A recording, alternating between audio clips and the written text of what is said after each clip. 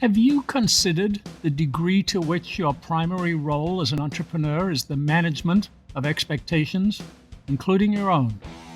Stephen Phelan explains.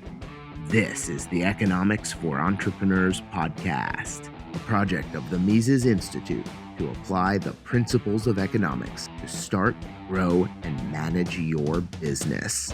For free resources and comprehensive show notes, visit mises.org/E4EPod. That's MISES.org/E, the number 4EPOD. Now, here's Hunter Hastings.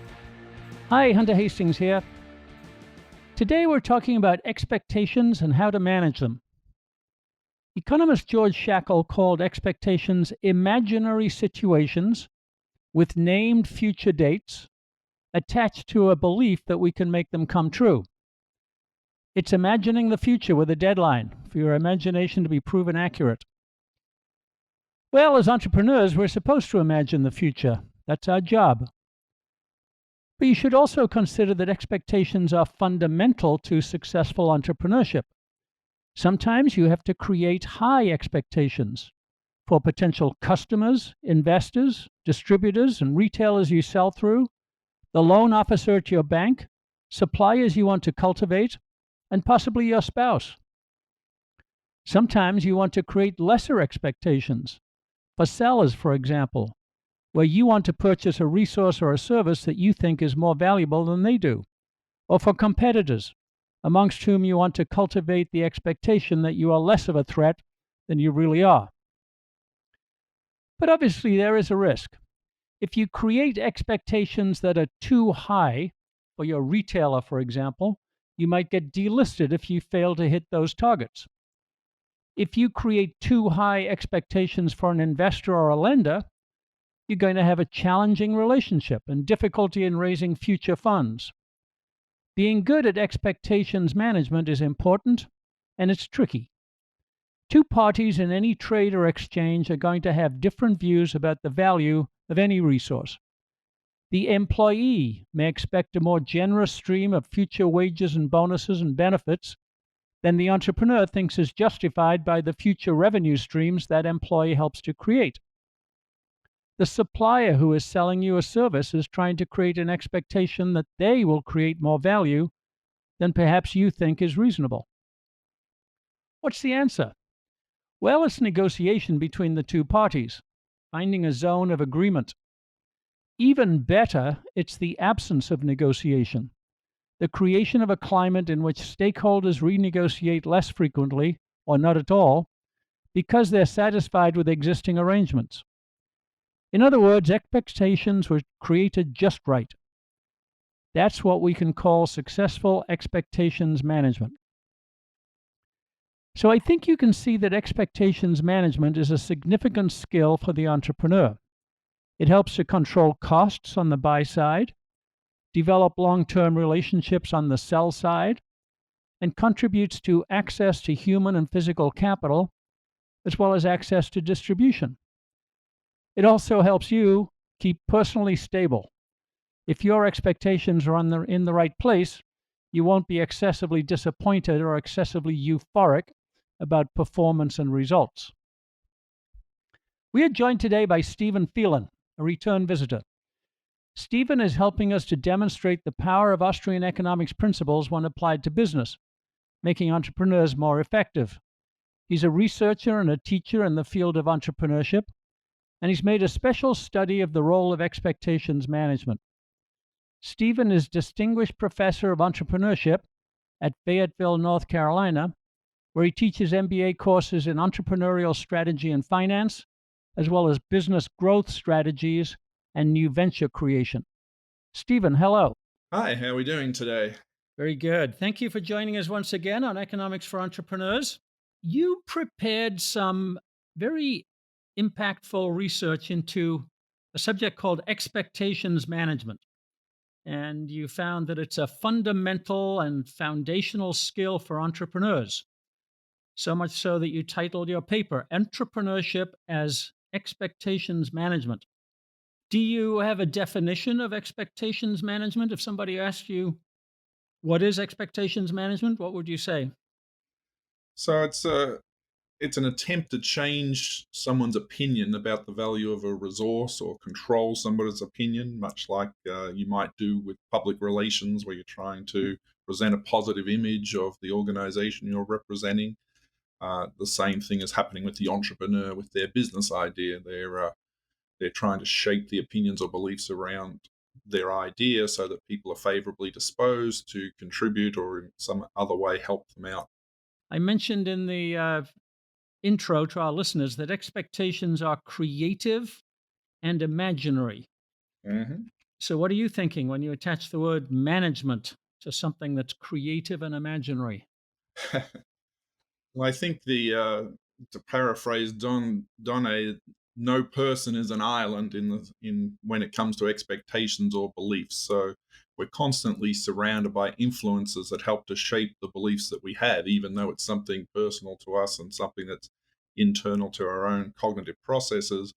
We're not alone when we have those processes acting on our own choices and decisions. And so, the easiest way to point to this, of course, is just to look at all of the different areas in modern day life that attempt to influence our beliefs. So, politics, for example, or religion, or public relations firms, advertising are constantly bombarding us with messages trying to influence our beliefs and expectations, usually in a way that benefits those who are paying for it. So it's comes as no surprise that entrepreneurs may want to do the same sort of thing themselves. So, you're saying that entrepreneurs need to be active and purposeful. That's a favorite word for us Austrians in changing opinions about the values of a resource. People may have different opinions, and the entrepreneurial job is to change that opinion.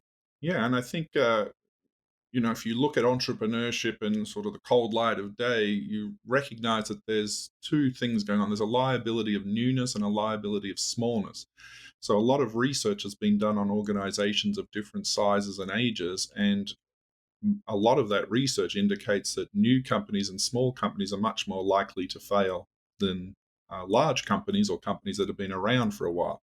So, everything else being equal, why would anyone want to invest in something with a high risk of failure on favorable terms?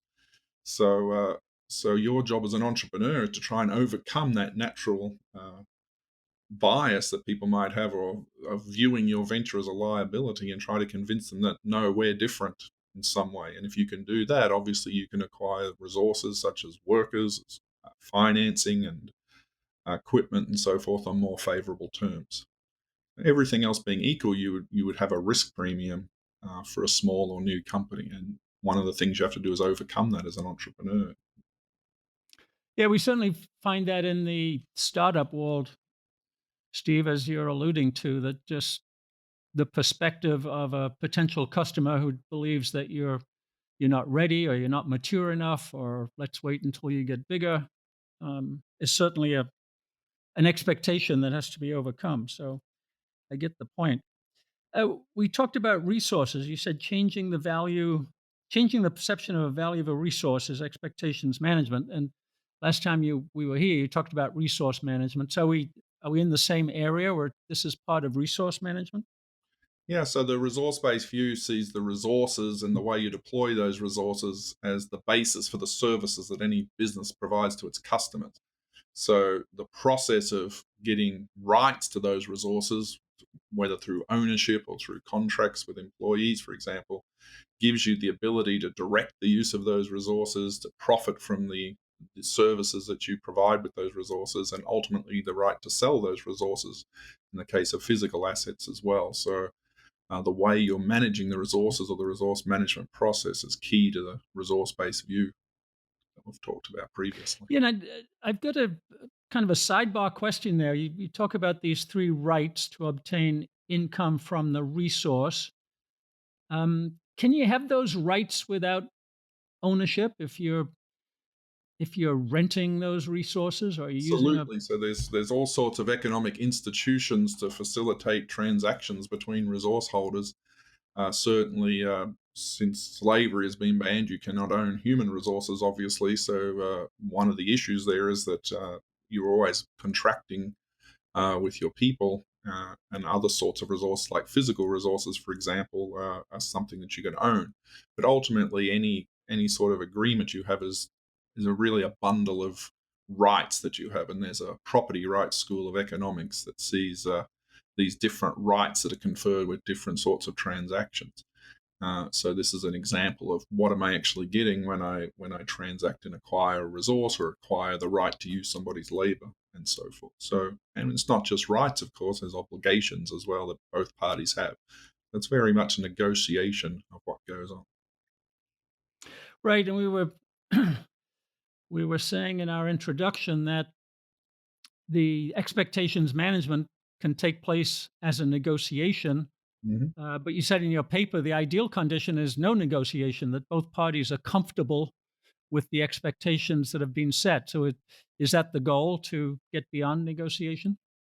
Well, I've taught negotiations before, and I had one takeaway from that course from a master negotiator where he was saying you always leave something on the table so people feel like they've got a good deal. And he said one of the goals of negotiation is to make people feel good about the transaction. So it's not necessarily about getting the absolute best, lowest price you possibly can through every underhanded tactic. It's about thinking about the relationship and your reputation moving forward in all things. So it's a very holistic view of this resource process. Right, and then that's part of the exchange theory. I Mm. think that both sides need to feel that they got a benefit from the exchange. Right, and we know from things like ultimatum games that people are not very happy if they perceive that they got a bad deal in a negotiation. And for those that don't know, the ultimatum game is where you get to offer somebody a split of a dollar, and so it can be anywhere from a penny to 99 cents. And standard economic theory would say somebody should be happy with a penny, right? Because they're a penny better off than they were before they started the game. And yet people typically try and make the split closer to 50% because the second rule is that you only get paid if somebody accepts your deal.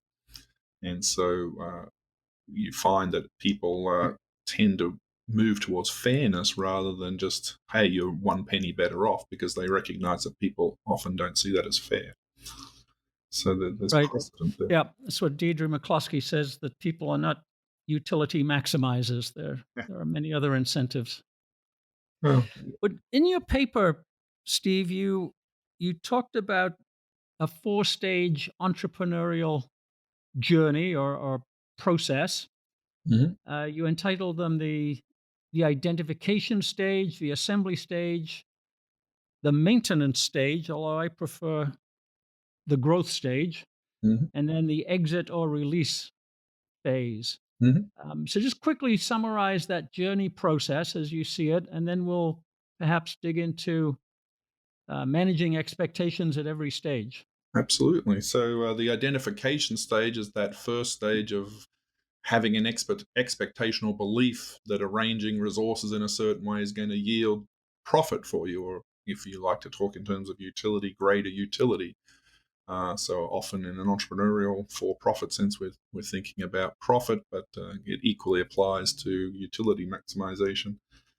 So you're seeing an opportunity essentially, and so that's the identification stage. And you clearly have to manage your own beliefs there, manage yourself, because one thing we know from our research on entrepreneurs is that want to be entrepreneurs tend to be very overconfident, and they tend to think that the opportunity is a lot bigger than maybe a casual bystander might believe. So it's one of the first tasks that you need to do is manage yourself and your own expectations.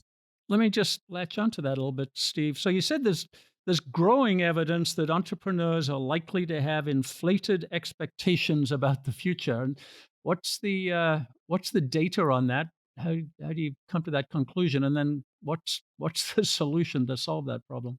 There's been a lot of research on entrepreneurial personalities and behaviors over the years, and this tends to be a fairly consistent finding that nascent entrepreneurs or those planning to start a business tend to have a high level of confidence in themselves, which some see as perhaps necessary to get into a risky business. But the same sort of research also shows that successful entrepreneurs, or those that are still in business, for example, 5 years later, tend to have lower levels of confidence. So they're much more controlled in their beliefs about what's possible. And so I guess one of the first things that I would advise budding entrepreneurs is to really surround yourself with advisors or mentors who may be able to provide a reality check and this sort of exuberance that tends to go along with new ideas. There's an expression that some of the economists use for entrepreneurs, saying that they embrace uncertainty. So what I'm seeing or hearing you say is maybe they shouldn't embrace it quite so tightly, and have a more tempered approach. I don't think there's a problem embracing uncertainty as long as you recognize it's uncertainty and don't think it's a sure thing. Uh, Hmm. Often people believe that they're seeing something that no one else can and that they've got some sort of unique insight that no one else has. And sometimes they're So mis- your advice then is to get lots of opinions and perspectives from people who may be qualified as experienced, or Mhm. they're experts on the industry, or they have some perspective that is valid. Is that Yeah, essentially I right? think that's a good piece of advice. And obviously, successful entrepreneurs or people who've been in entrepreneurship for a long period of time are always, I find, happy to mentor younger entrepreneurs and to provide that advice. And often I find budding entrepreneurs very guarded and jealously holding on to this idea when, in fact, it might be better to share it a little bit wider and get some input from those who may have been down that path before. Does the data say that people who have been multiple entrepreneurs, or as the business books say, they've failed and tried again? Hmm. Does that help them to temper excessive expectations? I think the research does say that actually, and that as you get more experience and you learn more and you realize what doesn't work, you actually set yourself up for success. So in one sense, trying and failing is good advice, but the I would also say fail fast and fail cheaply. So don't bet the farm necessarily that you're 100% right. Yeah, I don't particularly like the word fail, but learning what works and what doesn't, Yes. and my way of stating that is always to have two piles: what works and what doesn't. Right. And if you can sort those out, then you're ahead of the game. And I tell my students, Edison says, he had 1,000 tries to find the light bulb, right? He didn't Hmm. fail. He just found 999 ways it didn't work. Yep. Yeah, I've heard Jimmy Wales make that same speech, the founder of Wikipedia. The number of Mhm. times Jimmy Wales has failed before Wikipedia became a success. So it's good learning. Let me just take a moment to remind our listeners that if you have questions or comments about any E4E podcast, you can find us on LinkedIn at mises.business/group. It's our LinkedIn group page.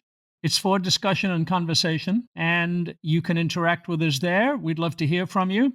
And I know for a fact that Steve Phelan joined the group. So if you have any questions for him about today's podcast, he'd be glad to respond. And now back to our conversation. So here we are, Steve. We've tempered our expectations. We've gone through the identification stage. We think we have a business model where we've gotten advice and results from testing and so on like that, and we've decided to go ahead. And you call the next stage, I think, the assembly stage, when you're Correct. assembling the capital and resources that you need. So talk about expectations management in that step. This is a very interesting stage. I was racking my brain for a good example to share with your listeners, and I settled on Christopher Columbus as a great example. A So, great entrepreneur. yeah, so I was actually in the Canary Islands last year and got to see where he set sail for the New World.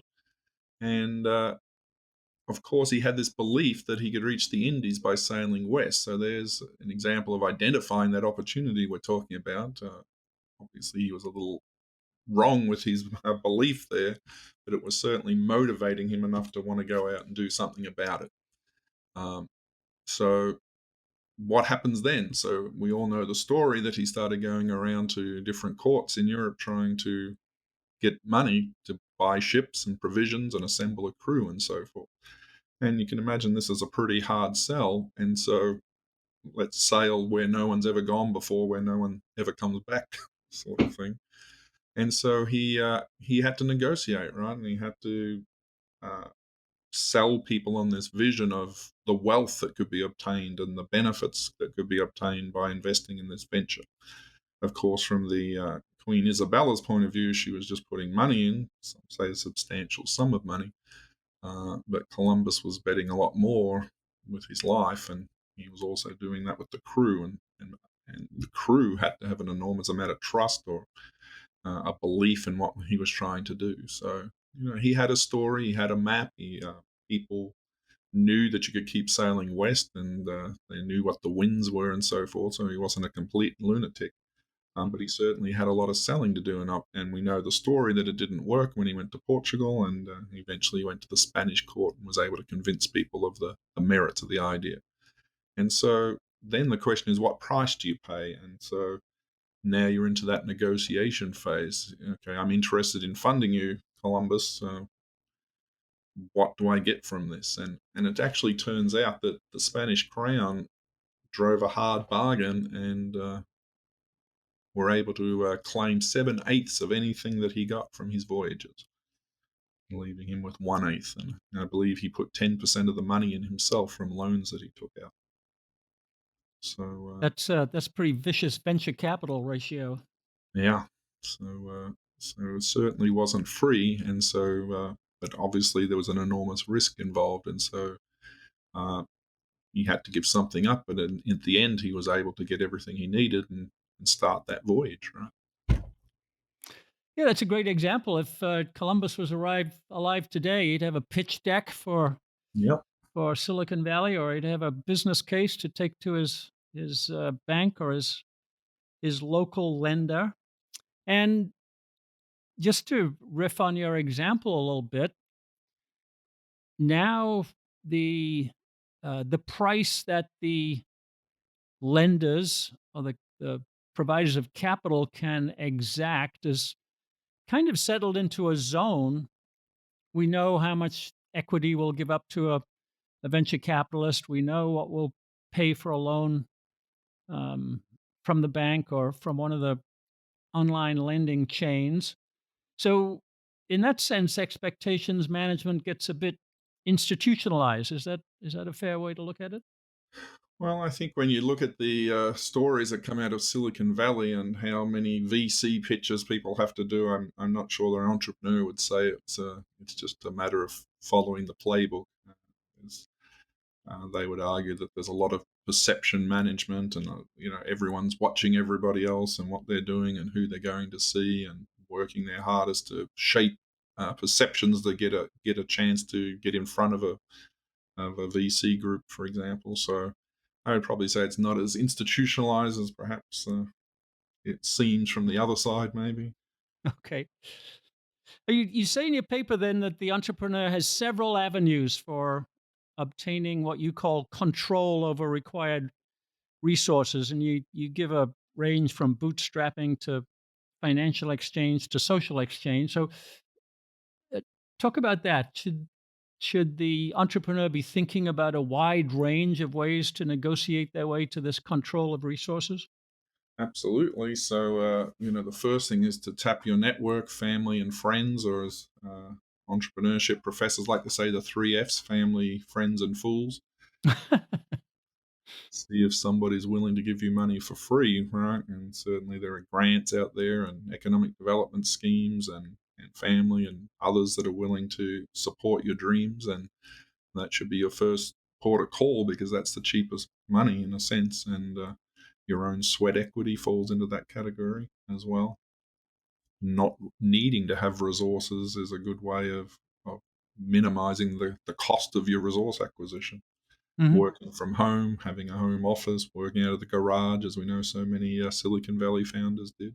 They're all ways of conserving the need for resources. And then, of course, when you actually need to go out into the market and raise funds and so forth, then you're in this negotiation period, and everything that you can do to influence the perception of your company, that you're a solid venture, that you have things organized, that you know what you're going to do. So there's a million and one different tricks that you can do to present the facade that you're a serious entrepreneur. For example, having a very solid board of directors or board of advisors that other people recognize. And later on, maybe we can talk about the Theranos example, but one of the reasons that Elizabeth Holmes was able to raise so much money was the strength of the board that she put together. Hmm.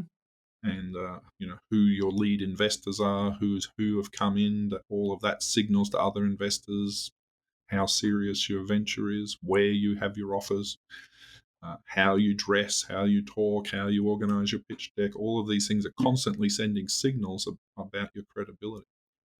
And so Yeah, and the other side of that, it strikes me, Steve, is that um, you you need to exercise some empathy with the party you're negotiating with to understand how their expectations are formed. So you gave an example that an expectation might be formed based on your board of directors. Another one might be formed based on your frugality in the use of resources. So, is there an empathetic way to find out from the parties you're negotiating with how they form expectations? Is that part of expectations management? I think there's always a lot of scuttlebutt when you go into incubators and accelerators of different groups talking about their experience with different investors and what seems to get them excited and so forth, and who they target, what industries they're interested in, and how they like the entrepreneurs that appear before them and so forth. So I think there is an informal approach to that already going on, and clearly calling up people who've already dealt with them or that are invested in that, have received investment from that company or pitched before that company is a good way to get a handle on what it is that the firm stands for. So yeah, I think there are techniques that you can use to increase the odds that you're going to get funded. But also in this assemble stage, I might be trying to hire some people. I have them join the venture. Or let's say I'm just a growing local plumbing business, and I want to attract somebody from another plumbing business, and I'm trying to assemble my labor force. I need to understand how they form expectations too, wouldn't you think? Oh, absolutely. And I think if it was purely a financial compensation deal, then as I said earlier, this liability of newness and smallness means you're probably a bad bet for a talented employee. And so you need to be able to offer something else in exchange other than hard cash up front.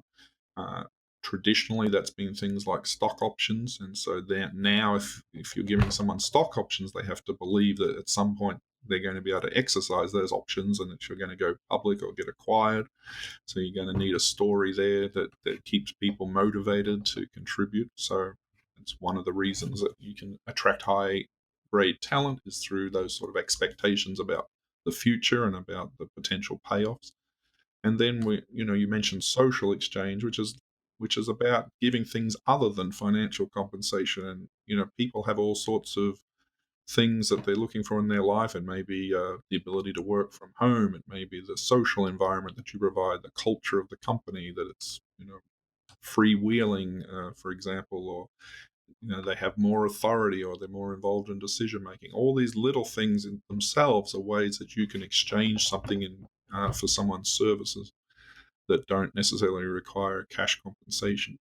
And so you see a lot of startups, selling the culture of their company as a reason to come and work with them rather than just the compensation. Yeah, and the expectation of the individual you're trying to attract will be, yes, there's contingent compensation that I might get in bonuses and equity, but it'll be a fun place to work. It'll be Yeah, a more stimulating journey. I guess those are expectations too. absolutely. And so they're it's finding ways to stimulate other things that people care about, or even down to I can bring my dog to work. I've heard Yeah, people say that's why right. they work at a place. Yeah, So, play football and so on. mhm. So all of those Okay, matter. so we've assembled our physical capital, financial capital, human capital in our second phase, and you go to the next stage in your model, Steve. You call it maintain stage, but we like to think of it as the grow stage. We're in the ready, set, go, grow business. And you say that the focus of expectations management now shifts to customers, suppliers, and competitors. So let's look at that through the maintain stage lens. So all sorts of things start to happen when you launch your venture. So if we go back to Columbus, of course, famously he faced down a mutiny that he had, that the crew wanted to turn back after 60 days, and so it was interesting that obviously that was a leadership moment where he had to do some fast talking and some fast thinking to keep people excited about what was ahead.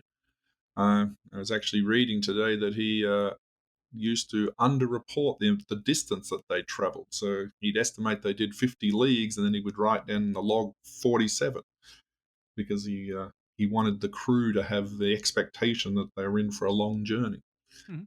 and so he deliberately underreported, so that he was influencing their expectations in that sense. So when they did find land, oh, it wasn't as bad as we thought it was going to be. Good job he didn't have gap accounting in those days. So that's just an interesting little story about Yeah, how. expectations management at work. I had a student once who told me quite proudly that he wouldn't be working for the company he was working with unless they awarded stock options. And so I asked a couple of questions and found it was a privately held company. And so I'm like, well, the stock options won't be worth anything unless you're acquired or do an IPO or something. And he said, oh, yes, but they bring somebody in every quarter to value what our options would be worth if we did that. Yeah, I get it. It's interesting. Let's look at customers. hmm Steve, you So say that expectations management of customers is part of the skill of the entrepreneur. What do you have in mind there? there's all sorts of things that go on when you're a small company. Obviously, everything being equal, people don't necessarily want to take a risk with a startup or with a new company or a new idea. And so, any way that you can project stability or value or relative to competitors in that sense, then you're going to be ahead of the game. So, and we're getting into the realms of marketing, of public relations, of image creation, and so forth. One of the things that the internet did, of course, and uh, the .com era, was that it leveled the playing field in terms of real estate. In a sense, everyone can have a website. You can make your website look pretty professional without necessarily a large investment. So keeping up in that sense, showing that you have the same capability as competitors, is managing the expectations of your customers, for example. Yeah. One of the ones I came across a lot in my entrepreneurial life was insurance. hmm A lot of customers said you got to have a certain level of errors and omissions insurance Right. that I guess created some kind of sense of stability through insurance. But hmm that was one that, Warranties are another thing, or yep, guarantees, or return policies. They're yep, all signals that you're solid and dependable. right. So the entrepreneur's got to be thinking about the image of the company they represents when he's looking at it through the eyes of the customer. Might be bigger and more sophisticated. So that's a kind of an empathy, and you say that it's creating trust is what we're trying to do here. Is that right? No, that's correct. So at the end of the day, I have to believe that if I give you my business, that I'm going to receive the service that I think I'm going to receive. And so, in that sense, I'm trusting that you're going to be able to deliver that you're not going to go out of business tomorrow, and so forth. Uh, so it becomes a very important element of doing business with people. And a lot of the entrepreneurial strategy in B2B emphasizes that you're not just selling or trying to create a contractual relationship with one person. There are often many people. There's the direct client, there's the procurement agent, there's the compliance officer, there's the executive suite, Right? um, there's HR, and so we've got to manage expectations with each one of those on an individual basis.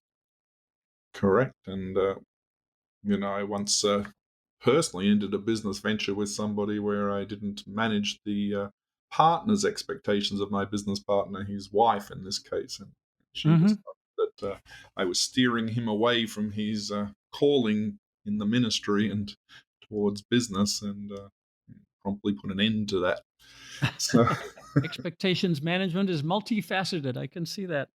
You call the fourth stage of your entrepreneurial journey map here release, Mhm. and the critical management task is maximization of the resources as you release them. What are you thinking of here? Well, there's so many different angles on this. I guess the primary one that people think about is the startup that goes to an IPO, or they go to an acquisition, and so you're negotiating the stock price, and uh, even with a venture capitalist, in a way, you're selling part of the company, and you're trying to negotiate what percentage you're giving up for a given amount of injection of capital, and so forth. So, in that sense, you need to be able to manage expectations. Having multiple bidders coming in and keeping people playing them off against one another is a classic technique that people use in those situations, of course.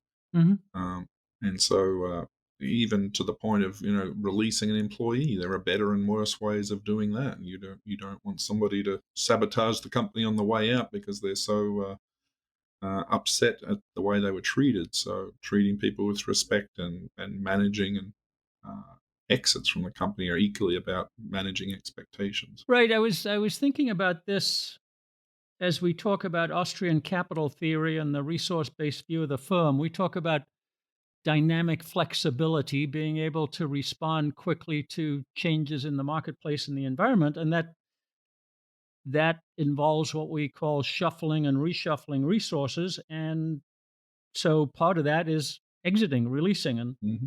that's how expectations management is focused on the acquirer. We've got to get them to have the highest possible opinion of the resources that we are, as you say, releasing. Absolutely. And interestingly, I was at a wedding a few weeks ago and met a broker from Miami, and he gave me these words of wisdom that you make money when buying property, not selling it. Which is another way of thinking about expectations management, if you like, that you're always Hmm. thinking about the eventual release when you're buying, and that you want to get the best possible price up front, and it makes what happens later on a lot easier to digest, regardless of where the market goes. Right. But also, it's release sounds like an exit event, but actually, Hmm. it's not. It's about this continuous reshuffling and rearrangement of the resources you've got. Absolutely. And as you say, with growth and so forth, and you're Mhm. constantly bringing new people into the firm, and one of the challenges that we hear about sometimes is startups often give glorious titles to people and find, that somebody's not really CFO material for a much larger company, and you have to manage that transition as well. Some advice is to just not give people big titles early on, and say that you're reserving that. That sort of thing is managing expectations. Even vesting schedules are managing expectations, if you think of it in that way as well, where people earn back a certain amount of their shares over time as long as they stay with the company. So you're providing a belief that I need to stay with the company in order to get some sort of reward there, that it's contingent on my performance. So, skill and expectations management is a resource itself for the entrepreneur at every one of these stages: identify, assemble, maintain, and release. I've got to develop the skill at expectations management. Have you, over the years, Steve, found ways of enhancing that? Is it about experience? Is it about technique? Is it about um, developing one's own empathy? How do entrepreneurs get good at expectations management? Well, I think the first thing is realizing that it's important that the terms on which you acquire or dispose of assets or human resources are not random, that they're, that you can move the needle, you can have things tilted in your favor if you work at it.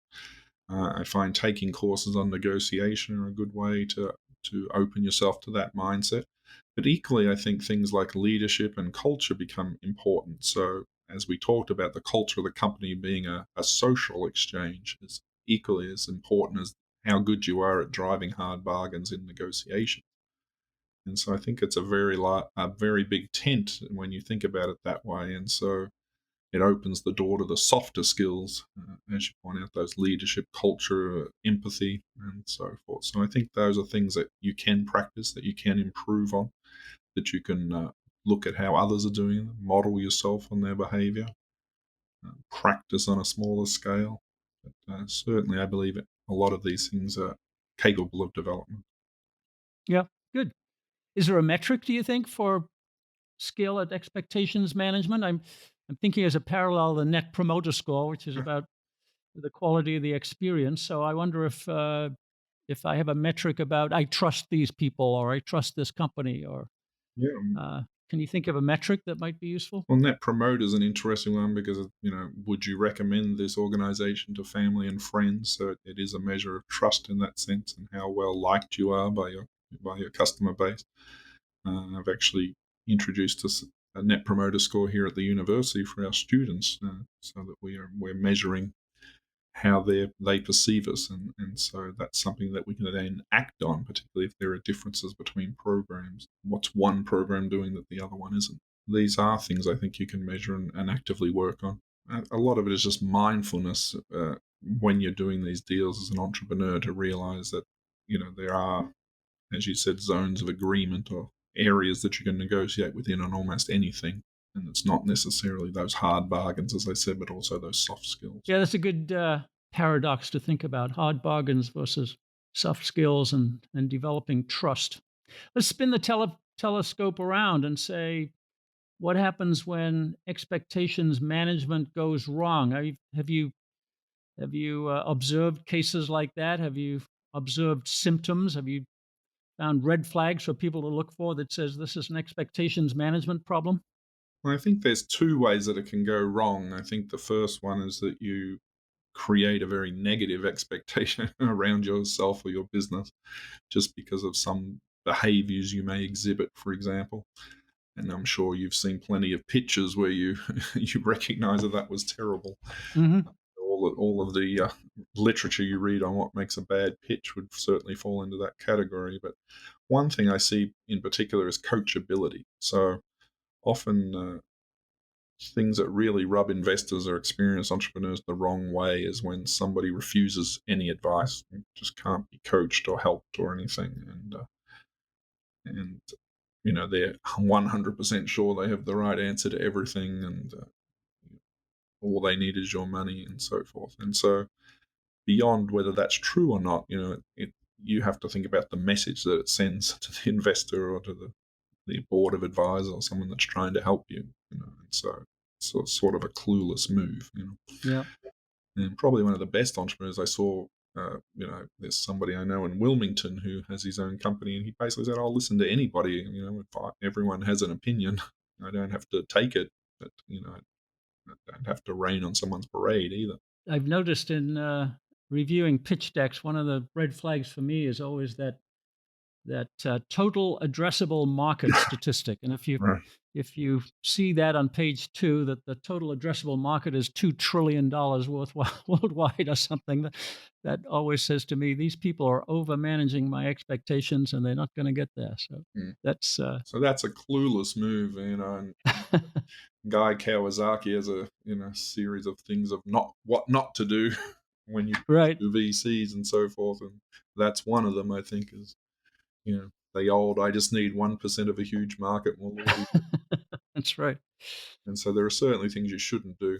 The second thing that you shouldn't do is obviously raise people's expectations to such heights that you can't deliver on what you're promising. And so that brings us back to the Theranos example, where I think Elizabeth Holmes did a fantastic job of putting an amazing board together and raising enormous amounts of money and getting to that unicorn $1 billion valuation, and but ultimately not having something that worked.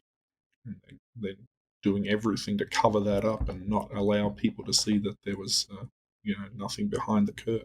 Yeah, and I think that's a great example of just how enormously damaging it is to create expectations that are out of line with reality or overinflated in some way. I mean, Obviously, Theranos is an egregious example, but everything we've been talking about today could could have lesser examples of that.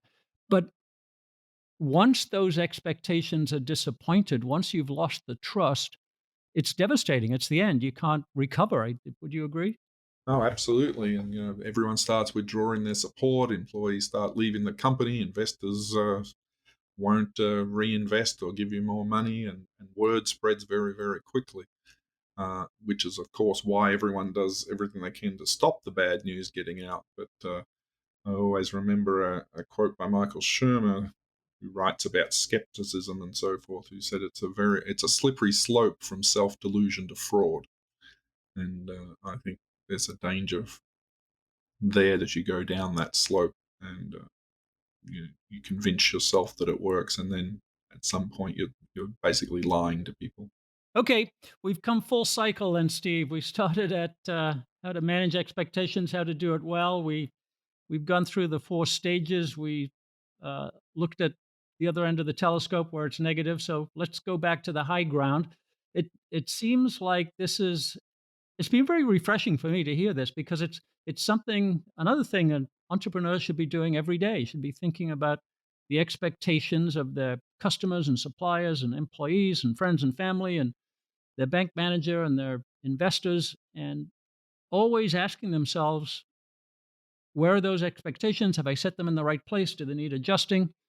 Um, so, um, see if you can sum up for us in that area. It seems like it's a fundamental task and never to be forgotten for a minute of a day. Yeah, I mean, when you sit back and think about it in those terms, you realize that it's probably at least 50% of what entrepreneurs are doing every day, right? Dealing with investors, employees, with customers, and so forth, always juggling those expectations, making the small look large and presenting the best possible face to the world.